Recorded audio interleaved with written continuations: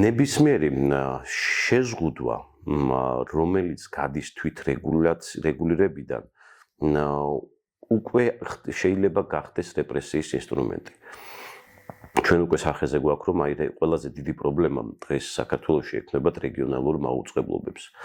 იმ მაუწყებლობებს, რომლებიც რეგიონებში მუშაობენ და არ არიან განებივრებულები მსხვილი სარეკლამო შენატანებით, მსხვილი დონაციებით, არ არიან განებივრებულები შეძლებული მესაკუთრეებით, რომლებსაც შეუძლიათ ეს მაუწყებლები შეინახონ.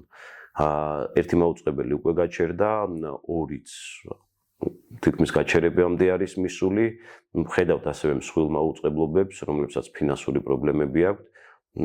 მრავალფეროვნება თუ დაიკარგა, აუცილებლად შეიძლება მივიდეთ იმ მდგომარეობამდე, როდესაც იქნება მხოლოდ ერთი ხაზი.